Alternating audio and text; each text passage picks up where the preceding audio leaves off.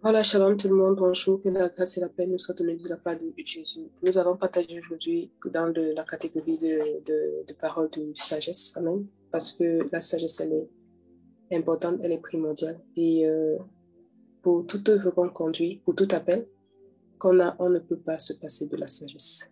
Celui qui, à un moment donné dans sa marche, néglige la sagesse ou ne s'efforce pas à devenir sage afin que l'Esprit de Dieu le rende encore plus sage, celui qui n'a pas vu l'importance de grandir en sagesse n'achèvera pas son œuvre. Pourquoi? Parce que la folie l'atteindra, la ruine l'atteindra et la femme étrangère l'atteindra. Quand on parle de la femme étrangère, il n'est pas forcément question d'une femme. C'est ce qu'on va essayer de voir dans le partage d'aujourd'hui. Mais on verra que c'est beaucoup plus poussé. Et quand l'auteur a parlé de femme étrangère, il nous donnait ici une intention, un désir qu'il a matérialisé aussi dans le Isha. Alors, on est dans Proverbe 7 et on peut lire à partir du verset, on va dire à partir du verset 1. Mon fils, observe mes paroles et garde avec toi mes commandements. Garde mes commandements et tu vivras. Garde ma Torah comme la prunelle de tes yeux. Lis-les à tes doigts. Écris-les sur les tables de ton cœur. Dis à la sagesse. Amen. C'est à partir d'ici que c'est beaucoup plus sur ce verset qu'on va travailler. Dis à la sagesse, tu es ma sœur, et appelle le discernement ton parent. Je répète, dis à la sagesse, tu es ma sœur, et appelle le discernement ton parent. Afin qu'il te préserve de qui? De la femme étrangère. De l'étranger qui emploie des paroles doucereuses. Quand je regardais de la fenêtre de ma maison à travers mon treillis, je vis parmi les stupides, j'aperçus un fils, un jeune homme qui manquait de cœur. Il passait dans la rue, près de son ongle, il marchait sur le chemin de sa maison, sur le toit à la fin du jour, lorsque la nuit devenait noire et obscure. Et voici une femme vint à sa rencontre, ayant le vêtement d'une prostituée et la ruse dans le cœur. Elle était bruyante et rebelle. Ses pieds ne restaient pas dans sa maison. Tantôt dehors, tantôt sur des places, elle était en embuscade à chaque coin de rue. Elle le saisit et l'embrassa, et avec une face forte, lui dit, j'ai chez moi des sacrifices d'offrande de paix. J'ai aujourd'hui accompli mes vœux. C'est pourquoi je suis sortie à ta rencontre pour chercher ta face et je l'ai trouvée. Et je t'ai trouvé.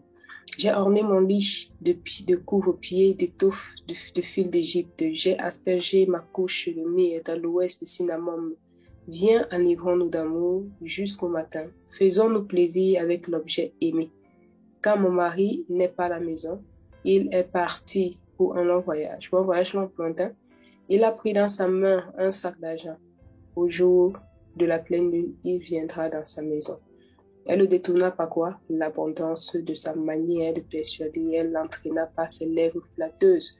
Soudain, il s'en alla après elle comme un bœuf qui va à l'abattage, comme le fou qu'on lit pour le corriger, jusqu'à ce que la flèche lui ait transpercé le foie, comme l'oiseau qui se hâte vers le filet sans savoir qu'il y va de son âme même. Maintenant, écoutez-moi, sois attentif aux paroles de ma bouche, que ton cœur ne se détourne pas vers les voies d'une telle femme. Ne t'égare pas dans ce sentier, car elle a fait tomber beaucoup blessés. Elle a fait tomber beaucoup blessés à mort, ils sont nombreux.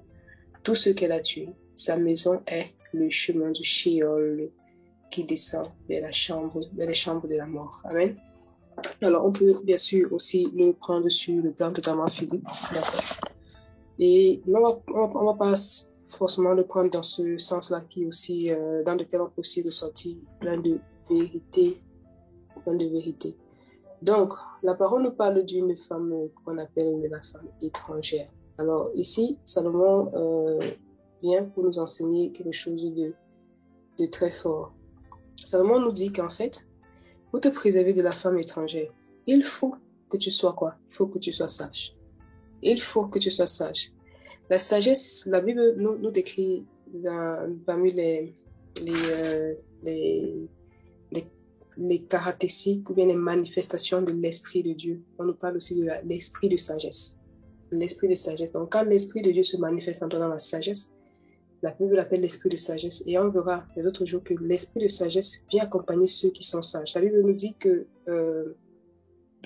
quand le Seigneur voulait prendre les hommes, qualifier les hommes pour pouvoir les confier la construction du tabernacle, la fabrication des ustensiles et tout. Il a choisi Oliab, il a choisi Béthalel, des hommes qui étaient habiles, c'est-à-dire qui étaient sages, des hommes qui étaient sages. Et en eux, il a mis l'esprit de sagesse. La Bible nous enseigne aussi que quand nous étions comme des enfants, on était esclaves de toutes sortes de péchés et de désirs de la chair. Mais lorsqu'on est devenu fils, le Père a envoyé l'esprit de son fils sur ceux qui sont les fils. Ça veut dire quoi? Ça veut dire que le Seigneur ne donne pas quelque chose à quelqu'un s'il ne prend pas, il va pas la valeur. Même si tu te donnais, tu le perdrais. Si tu te donnes un talent et que tu n'es pas conscient de ce talent, tu vas le perdre. Mais ceux qui sont conscients des talents, ils donnent beaucoup et ils viennent encore augmenter dessus. Donc, celui qui veut devenir sage ne va pas premièrement passer son temps seulement à prier pour que l'esprit de sagesse l'anime, mais lui aussi, il doit à côté rechercher la sagesse. C'est important parce qu'il dit de rechercher la sagesse. Ça ne s'agit pas seulement dans la prière, mais aussi dans le fait, par exemple, de lire, de chercher la volonté du Seigneur, de savoir dans quelle situation, Seigneur, comment me comporter, comment est-ce que tu te serais comporté, comment est-ce que tu aurais parlé, c'est quoi la sagesse. Il faut identifier aussi la folie. Donc, ça, c'est la première lettre de notre mot Rockma. C'est le reste, la paresse, la folie. Ça nous montre que, en fait, pour que tu réalises quelque chose d'important, il faut que tu réalises la nécessité. Et pour réaliser la nécessité, il faut que tu vois à quel niveau l'absence de cette chose-là est un vrai problème, est un danger. Et dans ce cas-ci, Salomon nous dit, je regardais par la fenêtre et j'ai vu parmi les stupides, j'ai vu parmi les personnes stupides, et j'en ai remarqué un. Il a pris le cas d'un parmi les stupides. D'accord? Parmi les stupides, il va remarquer un. Et qu'est-ce que ce dernier va faire? Il va se mettre sur le chemin de chez lui. Mais parce qu'il était stupide et qu'il n'était pas averti et qu'il n'était pas avisé, qu'il n'a pas le discernement, il n'a pas été enseigné sur la ruse de la femme étrangère, il a fini par se faire prendre par elle. Jusqu'à ce que, croyant qu'il devait s'enivrer d'amour avec elle, il a trouvé son foie transpercé. Amen. Il a trouvé son foie transpercé. Donc, la Bible nous parle d'une femme, d'une Isha, d'une femme étrangère. Isha, étranger, c'est Zour. Donc, une Isha.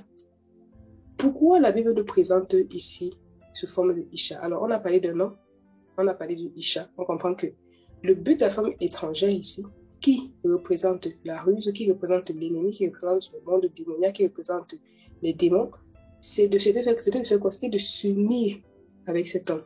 Ça veut donc dire que quand le mal, l'étrange, la chose étrangère au royaume de Dieu, étranger au principe de Dieu, c'est-à-dire qui vient de Satan, de son monde, vient en toi, le but c'est de s'unir à toi, comme l'union d'un homme avec une femme, c'est-à-dire de former un avec toi, c'est-à-dire de se coller à toi, c'est-à-dire de rentrer en toi, de s'unir, de devenir ehad avec toi, de devenir un avec toi, un indivisible avec toi. Et c'est aussi cette image qui a été donnée par Isha, qui s'en va vers un Ish, vers un homme.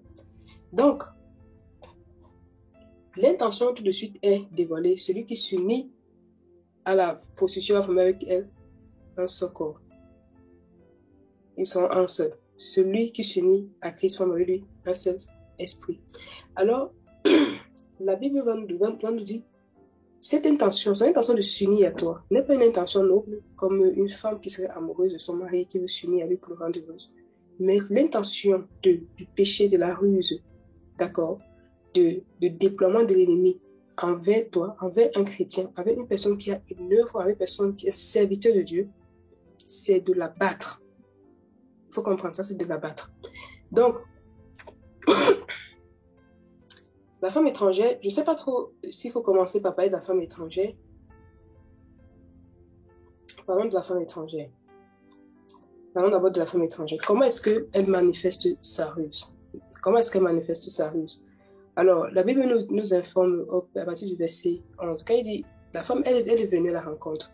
Elle est venue avec des vêtements de prostituée, la ruse dans le cœur. Elle est venue avec une apparence de séduction. D'accord? Avec une apparence de séduction. Quelque chose qui a déjà affaibli, attendri la personne. Et ça, c'est la femme étrangère. C'est la chose étrangère. C'est-à-dire que je peux avoir des cas où ce sont des prédicateurs, des hommes de Dieu intègres. D'accord? Quand l'ennemi va se rapprocher d'eux, par une paire de pieds d'une personne, il ne va pas forcément venir ici en termes de prostituée avec des mini-jupes et tout. Parce que quand on voit Tamar, la belle-fille de Judas, quand elle était déguisée en prostituée, c'était couverte. Donc, je ne pense pas que c'était une aussi perversion que maintenant.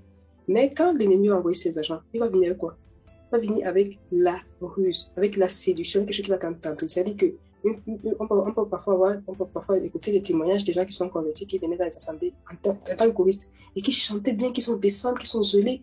C'est-à-dire que quand tu regardes, tu vas dire waouh, ça c'est le chrétien parfait, c'est le chrétien qui vient du ciel. Mais en fait, tu ne te rends pas compte, en fait, là, il s'agit de la ruse de l'ennemi pour faire quoi? Pour t'endormir et pour mieux te piquer.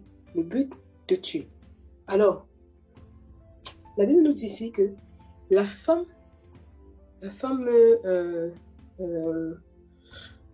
étrangère, elle est bruyante et rebelle. La femme étrangère est bruyante et rebelle. Et ça représente aussi quoi? Parfois, il y a cette voix-là qui te fait croire qu'en fait, les actes que tu poses sont spirituels. Et ce sont des voix qui crient, qui sont tellement bruyants que ça t'empêche de réfléchir. D'accord? On va peut-être prendre un exemple. Un frère a péché. Quelqu'un a péché autour d'un chrétien a péché. Et cette voix bruyante peut te dire, tu n'aimes pas le mal, tu n'aimes pas le mal, tu dois dénoncer, tu dois dénoncer. Paul a dit, il faut dénoncer les œuvres des ténèbres. Il ne faut pas passer sur tu dois dénoncer. Elle est bruyante et te met la pression. Ce n'est pas une voix qui va t'amener la patience. Ce n'est pas une voix qui va te dire d'aimer la personne. Ce n'est pas une voix qui va te dire de partir prier, mais c'est une voix qui va t'amener dans une colère, qui va t'amener à dénoncer, à frapper la personne. La voix de la femme bruyante, de la femme étrangère, c'est la voix qui a dit à Simon, coupe l'oreille de Marcus. Coupe l'oreille de Marcus. Il ne peut pas faire ça au maître. Parce que s'il avait été dans les recommandants, la compréhension de ce que le maître voulait, il ne devait pas le faire. Parce que le fils de l'homme n'est pas venu perdre, jamais venu sauver. Ça, c'est la femme étrangère. Et c'est subtil. Je voudrais aborder vraiment ça sur cet angle-ci pour qu'on voit qu'en fait, c'est pas seulement que tu es marié, tu dois te préserver de toutes les femmes séductrices. Mais c'est que c'est subtil en ce que c'est toute voie, tout chemin qui t'amène à manifester de la folie. Et cette voix-là est bruyante.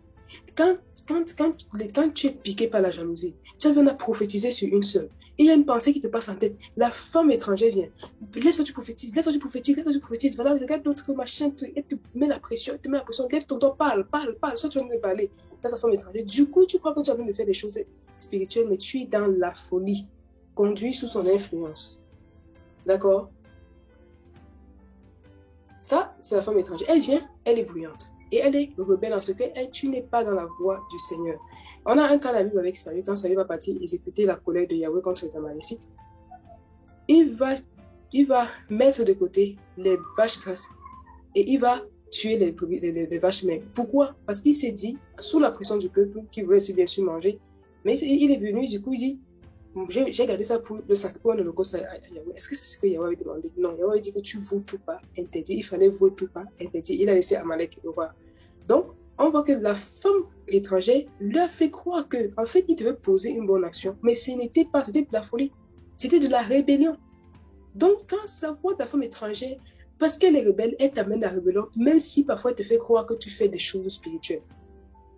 C'est très subtil. C'est pour ça que c'est important de voir ça au-delà d'une femme physique de Mami Wata qui vient pour te séduire. Donc, ensuite, le verset 12 nous donne une information. Tantôt, regardons la voix de la femme étrangère. Ses pieds, dans le verset 11, ses pieds ne restaient pas dans sa maison. Ses pieds ne restent pas dans sa maison. Tantôt dehors, tantôt sur les places, elle est en embuscade dans les coins. Tantôt dehors, tantôt dans les places. Voici aussi une influence de la femme étrangère. Quand la femme étrangère a piqué un chrétien, c'est quelqu'un qui est oisif. D'accord? La femme étrangère est occupée. Elle est tantôt ici, tantôt là-bas. Même quand tu prends la parole, étant déjà sous l'influence de la femme étrangère, tu es quoi? Tu es tantôt ici, tantôt là-bas. Tantôt ici, tantôt là-bas. C'est-à-dire que si le Seigneur t'a dit, il faut que tu parcours entièrement la parole, il faut que tu la maîtrises, par exemple. La femme étrangère me dit, non, sois conduit par l'esprit. Sois conduit par l'esprit. Tantôt lis ceci, tantôt lis cela. Va te donner des petits blocs comme ça un peu partout. Tu vas lire comme ça pendant des années. Tu sauras dire un peu, 2-3 choses pendant des années, mais la connaissance complète de la vérité là. Quand je dis complète de la vérité, c'est pas pour dire qu'on connaît tout. Je dis le fait de parcourir d'un Aleph à un Tav, parce que le mot vérité en hébreu c'est Emet. C'est Aleph, Tav, au milieu il y a le même. C'est pour dire qu'en fait la vérité est basée du début à la fin. Mais tu n'auras pas cette connaissance du début à la fin parce que tu es un chrétien qui trie les parties que tu vas lire. Soit disant que tu te laisses conduire par l'esprit, mais l'esprit qui ne t'a jamais poussé à lire toute la parole plusieurs fois. femme étrangère. Je vous dis, l'ennemi est tellement rusé que il sait que Satan sait que si. Satan sait que il y a des chrétiens qui sont tellement convaincus par la vérité de la Bible qu'ils ne peuvent pas retourner dans le monde. Pour lui, il dit, ok, comme je ne peux pas t'amener dans le monde là, ce que je vais faire, je vais désactiver ta marche chrétienne. Tu marches une petite vie chrétienne durant des années, Satan a désactivé. Tu n'es pas efficace, tu n'es pas instruit, tu ne t'instruis pas, tu n'as pas l'énergie pour chercher. Pour lui, il a désactivé. Parce qu'il sait qu'il ne peut pas te ramener dans le monde. Au moins, ce qui t'empêche d'être efficace pour Dieu. Au moins, ce qui t'empêche d'être un gagnant d'âme. Au moins, ce qui t'empêche d'être un intercesseur. Au moins, ce qui t'empêche de connaître la parole, parce que cette parole-là va t'affranchir, tu vas des sources de vie en toi et ça va aider les autres personnes. Au moins, ce qu'il fasse ça, pour lui, au moins, il t'empêche de prendre de l'ampleur contre son royaume. La femme étrangère aussi peut piquer un chrétien à ça. En ce qu'elle ne le rend pas objectif, c'est-à-dire que tu passes te lèves ce matin, tu ne planifies pas tes journées. Tu te dis que tu te laisses conduire par le Saint-Esprit. Après des années, tu n'as rien fait pour le Seigneur. Tu n'as rien fait pour toi. Tu ne fais rien dans ton travail. Tu es oisif. Tu es piqué par femme étrangère. Elle est quoi? Elle est en embuscade. Elle est en embuscade. Pourquoi elle est en embuscade? Parce que du coup, comme elle est tantôt ici, elle t'amène à être oisif. Tu vas commencer à envier les grâces des gens qui sont objectifs.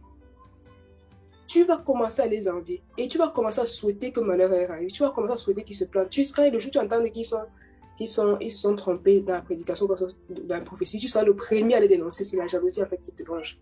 Et la femme étrangère est dans le système éducatif africain. En sorte qu'on ne célèbre pas les premiers, on les jalouse. Pourquoi? Parce que depuis qu'on est tout petit, on dit les notes des gens à classe. C'est que je n'ai pas vu en Europe. En Europe, chacun prend sa note, c'est pour lui. Quand on publie les notes, on publie les notes avec des matricules. Donc, pour que tu connaisses la note de quelqu'un, il faut que tu connaisses son matricule. Et pour que tu connaisses la note de 10 étudiants, il faut que tu connaisses son matricule de 10 étudiants. Oh, c'est difficile à retenir. Mais le système éducatif africain, Afrique francophone, veut quoi? Veut que on se jalouse entre nous. C'est-à-dire que l'enseignant commence à donner une note. Il donne 1, il donne 2. On commence à savoir qu'à celui-là se donne la classe, il doit donner sa mathématique. On le dénigre. On sait que celle-là, elle est première pour la mathématique. Le jour où elle voit qu'elle a eu 15 et que l'autre a eu 15 et demi, elle n'est pas contente. Mais si elle avait eu ses 15 et que la deuxième note avait 12, elle est contente. Elle ne sera pas contente parce qu'elle a fait un 20 sur 20, parce qu'elle est compétente en mathématiques, mais elle sera contente parce qu'elle a la première note. La femme étrangère dans le système éducatif, et c'est rentré dans les parents, et les parents font comme ça avec les enfants. Moi, je regarde parce qu'une fois, plusieurs fois, je dis à mon petit frère, mais pourquoi tu vas premier de la classe? En fait, ce qui m'intéresse, c'était juste ceux qui viennent avec premier de la classe. Même s'il vient premier de la classe, regardez, il y a un enfant qui peut venir premier de la classe avec 12 au moins. Quand il est temps qu'il est premier, ça va. C'est-à-dire que demain, quelqu'un savait plus fort que lui, il ne va pas se réjouir. Il ne se réjouira pas. Et c'est ce qui fait un grand mal en Afrique. Regardez les ministères qu'on emploie. C'est où? C'est en Afrique. C'est en Afrique. Moi, dans mon lieu de travail, on est deux Africains. Et on a nos mentalités. C'est-à-dire que, par exemple, au Cameroun actuellement, le poison est de mode. Vous ne verrez pas les Européens avec ces mentalités, je vous assure. Le N+2, son chocolat reste au secrétariat. Est-ce que vous imaginez? Le N+2, son chocolat reste au secrétariat. Son chocolat reste au secrétariat. Mes collègues européens, ils laissent leur tasse. Ils s'en vont faire des tours, ils l'oublient. Mais hey, on dit, parfois, je viens ce matin, il vient sur mon bureau travailler. Pardon. Après, je dis, pardon, tu oublies ta tasse. Ah, il vient prendre. Tu fais ça en Afrique. Tu es un gars mort. Dis-tu, tu es un gars mort. Tu es un gars mort. La jalousie. On préfère te voir mort que de te voir aidant quelqu'un. Si ce n'est pas mon fils qui met l'électricité au village, personne ne mettra. Je vous dis, la femme étrangère, c'est compliqué. Elle est en embuscade. En embuscade, ça dit quoi? Ça dit que ce sont quand les attaques, c'est quoi? C'est que les gars mettent les herbes sur eux. Ils sont comme les plans, ils marchent et puis se baissent.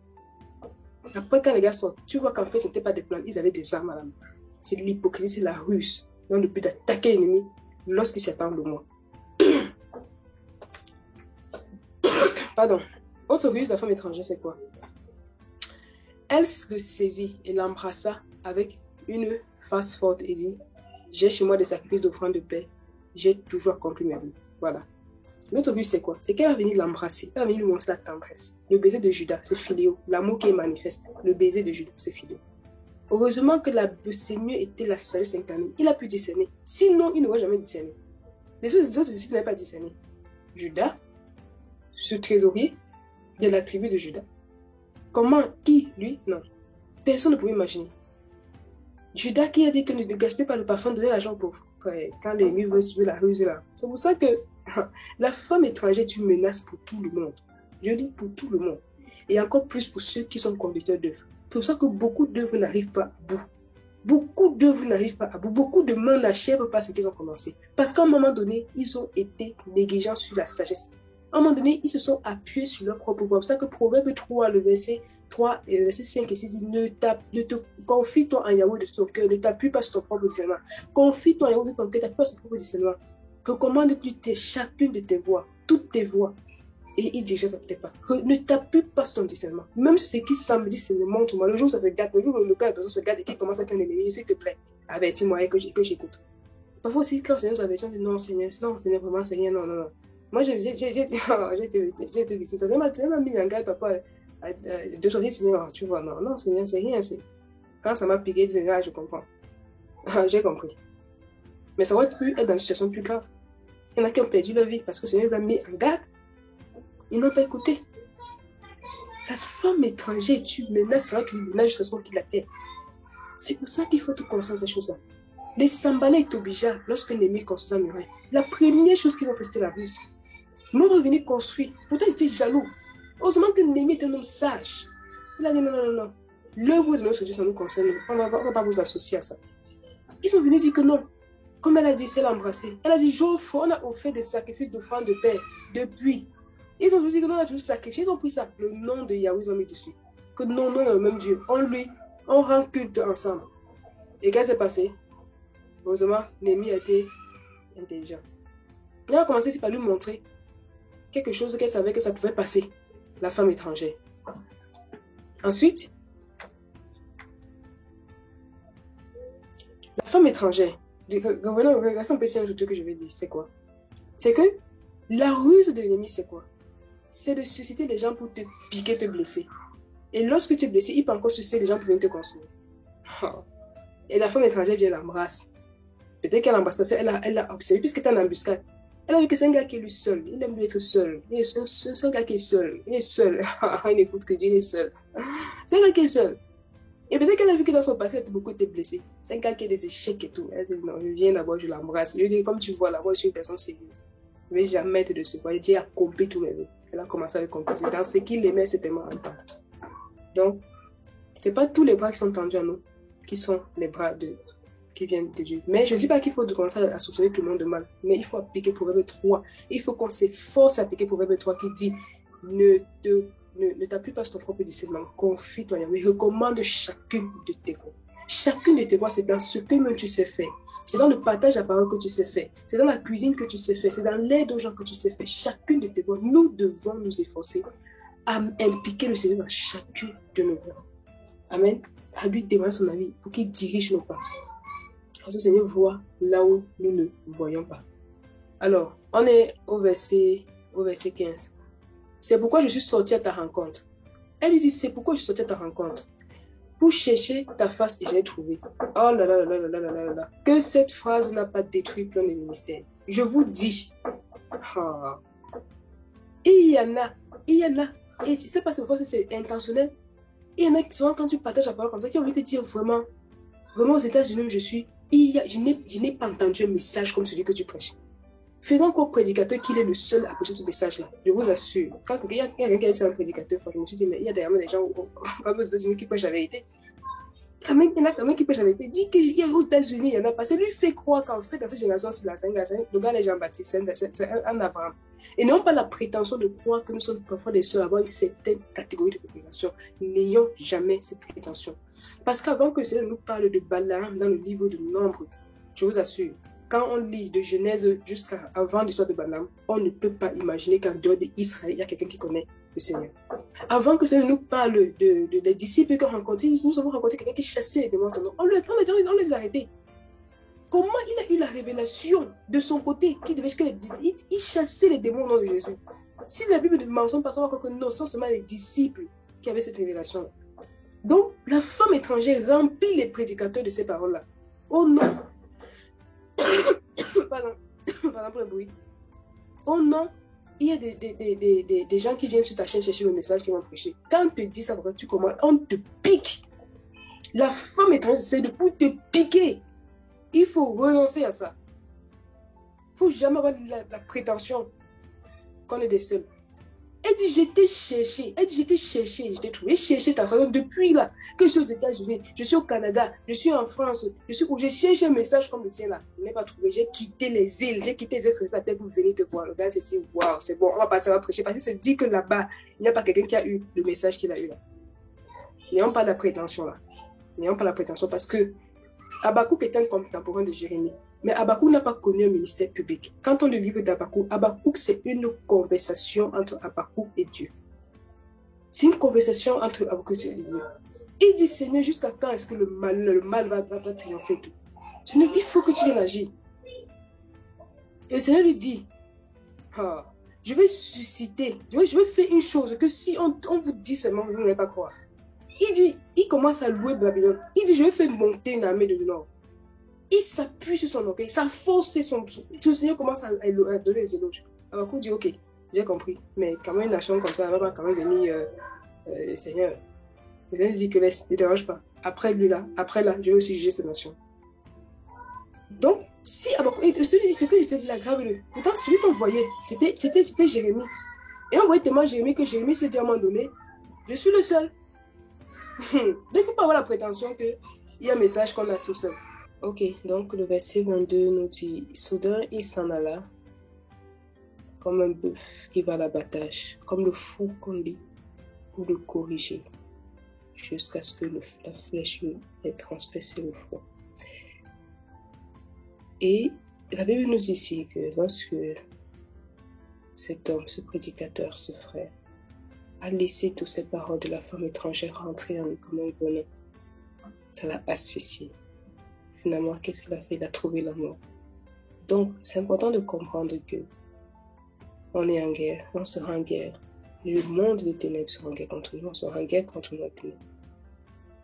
Front contre front, jusqu'à ce qu'on quitte la terre, jusqu'à ce que le Seigneur vienne nous enlever. Et c'est important à un moment donné de ne pas se dire j'ai des acquis, mais de veiller, parce que le Seigneur a dit de veiller. Et un moyen de veiller, c'est quoi? C'est de grandir en sagesse. C'est de grandir en sagesse parce que plus on aura de la connaissance, plus on va grandir, être sage, plus le Seigneur aussi va nous donner de comprendre le chemin sur lequel on marche et d'éviter les pièges de l'ennemi. Par exemple, là, on sait qu'il faut faire attention aux paroles flatteuses. D'accord? On est conscient que la menace à la femme étrangère nous guette. La femme étrangère, quel a été son pouvoir? C'est la langue. C'est la langue. Donc faisons attention aux gens qui nous gonflent, qui nous font croire qu'on a déjà beaucoup connu, alors qu'on ne connaît pas comme il faut connaître. Que chacun vraiment demande à ce que les paroles flatteuses ne se déposent pas dans son cœur. Que le Seigneur fasse un ricochet des paroles flatteuses. Si quelqu'un te dit que tu connais, dis-toi devant le Seigneur, Seigneur, je n'ai pas encore connu comme il faut connaître. Amen. Je n'ai pas encore connu comme il faut connaître. Si quelqu'un t'appelle prophète des nations, oui, tu es prophète des nations. Mais ne prends pas ça pour en faire un sujet de gloire, un sujet d'assouplissement. C'est comme ça qu'on a fait. Les gens ont commencé à cesser d'avoir la soif qu'ils avaient eu au début, qui faisait que le Seigneur leur montrait toutes sortes de choses, toutes sortes de révélations. Ils ont commencé à se plaire. Pourquoi? Parce qu'ils avaient atteint un certain niveau de connaissance. Mais la soif qu'on a du Seigneur fait que, naturellement, on oublie les choses passées. Si vous voyez quelqu'un qui a soif du Seigneur, vous allez vous demander à un moment donné, avec tout ce qu'il connaît du Seigneur, comment il le recherche toujours comme une personne qui ne connaît pas grand-chose. C'est pas quelqu'un qui va passer son temps à présenter son CV. Non. Parce que la soif du Seigneur qu'il est en lui fait qu'il est porté vers l'avenir. Et ça, j'ai compris qu'en fait, quand on a une vraie soif du Seigneur, on a du zèle et de l'énergie dans la recherche du Seigneur, ça fait qu'on ne s'arrête même pas sur son CV. Parce que sans cesse, la soif te donne de faire quoi? Non pas de penser à l'eau que tu as bu hier, mais la soif te fait ressentir le besoin de boire de l'eau, de boire une nouvelle eau, de boire l'eau avec des vitamines. La soif te fait ressentir ce besoin, ça devient quelque chose de naturel, une chose qui suit son cours naturellement les choses du passé.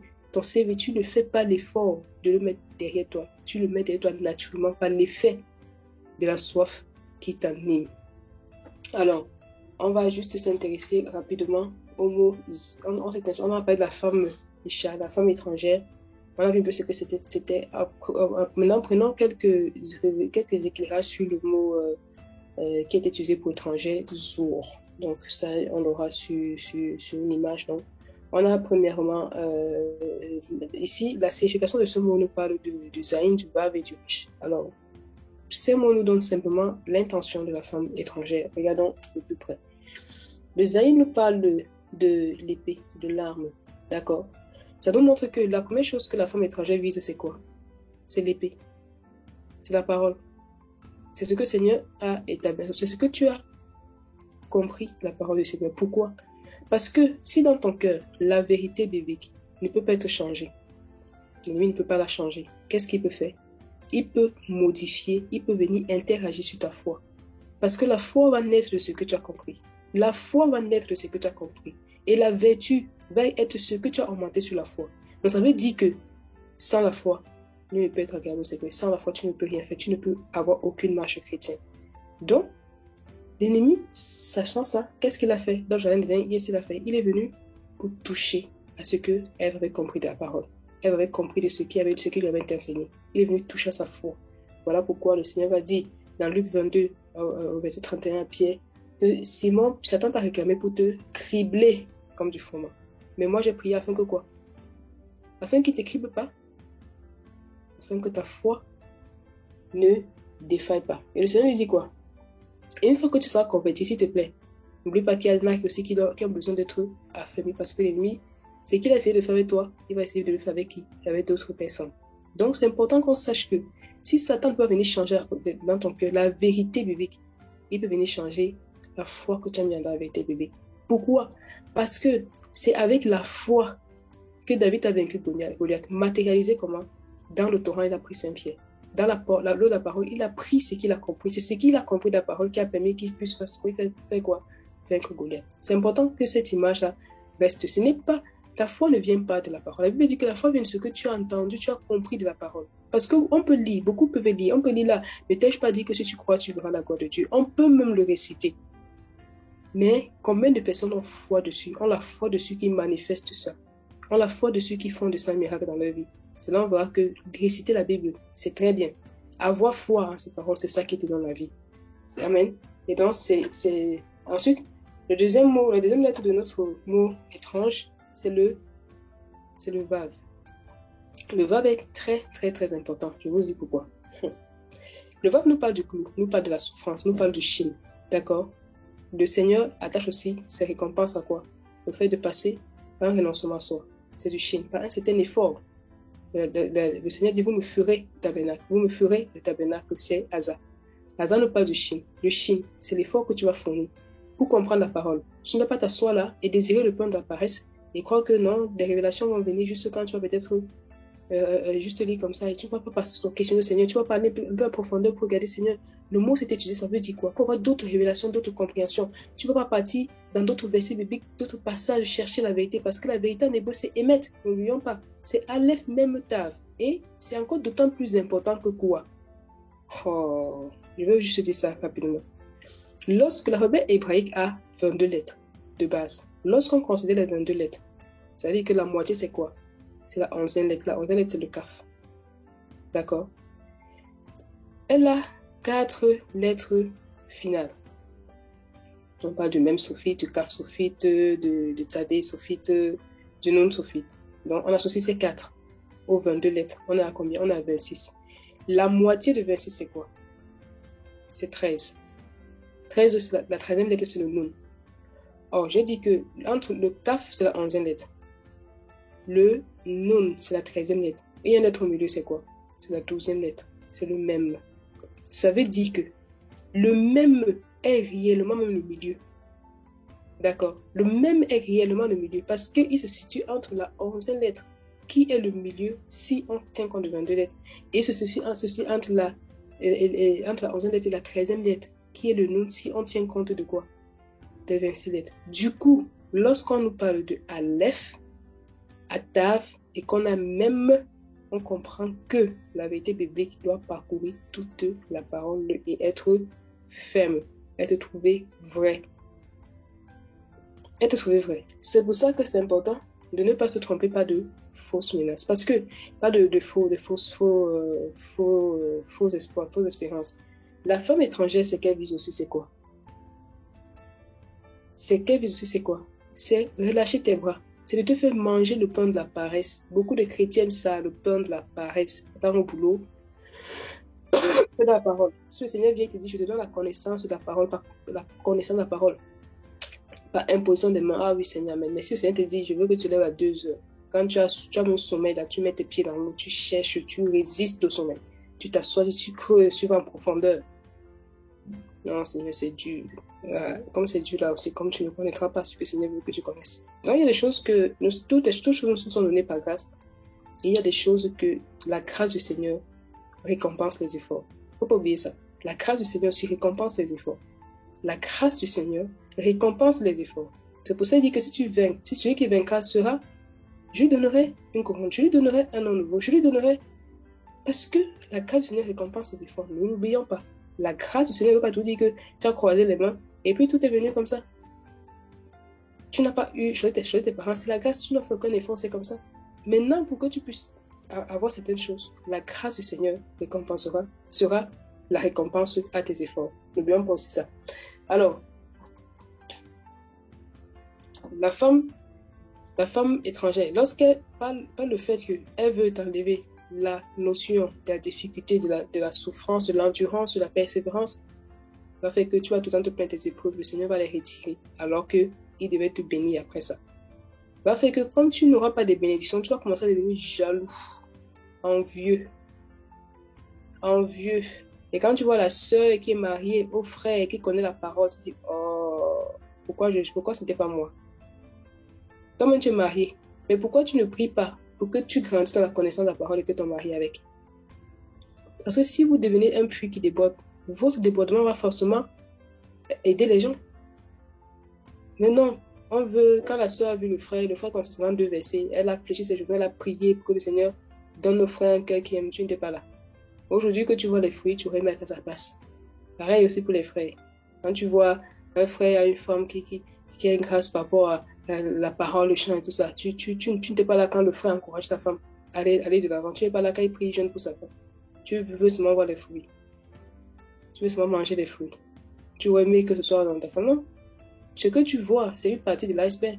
Ce que tu vois, c'est juste le haut de l'arbre. Il y a les racines en bas que tu n'as pas vu quand ça se formait. Tu n'as pas vu quand c'était aidé, quand c'était en souffrance, c'était en difficulté, quand ça se battait pour chercher un nutriment. Ça, tu n'as pas vu. Mais parce que tu veux le pain de la paresse, tu ne veux pas passer par le chemin par lequel il faut passer. Tu veux avoir le territoire de Canaan sans passer par la guerre. Ben, tu n'auras rien. D'accord? Quand Josué a éveillé, cette tribu n'avait pas saisi l'héritage. Cette tribu, si vous vous rendez compte, cette tribu. Ils étaient pourtant en Canaan, mais les gars étaient là, c'était cool. Tout le monde trouvait un coin, ils se sont confinés pour vivre leur petite vie chrétienne. Mais c'est quand ils se sont réveillés qu'ils ont commencé à dire, ils se sont dit, mais on va renverser les Cananéens, on va renverser Jébusiens, on va chasser les filles d'Anak, tout ça. Ceux qui se réveillaient partent en conquête.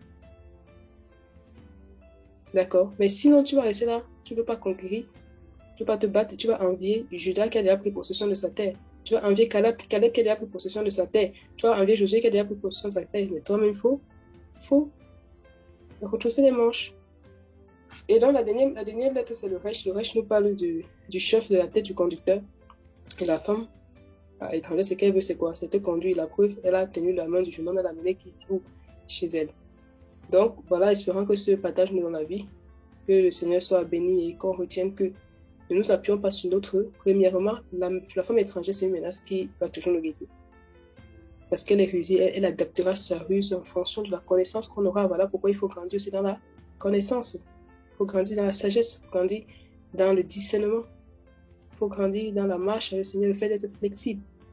Et ne nous appuyons pas sur notre propre discernement, parce que parfois, ce sont les gens les plus proches qui sont les plus dangereuses pour nous, on ne se rend pas compte, qui sont devenus dangereuses pour nous, on ne s'est pas rendu compte. Et parfois, le Seigneur nous a mis en garde, on n'a pas tenu compte, jusqu'à ce que parfois, soit pour certaines personnes, il se fait trop tard, soit pour d'autres, il ne se fait pas trop tard, mais il faut passer par la douleur. Donc, qu'on se prête l'oreille au Seigneur et qu'on sache que le monde dans lequel on est, c'est un monde de front. On est sur terre, on est en guerre. Et en guerre, c'est soit on est victorieux, soit on passe. Et soyons de ceux qui marchent en s'appuyant sur le bâton comme Jacob. Que le nom du Seigneur soit béni. Amen.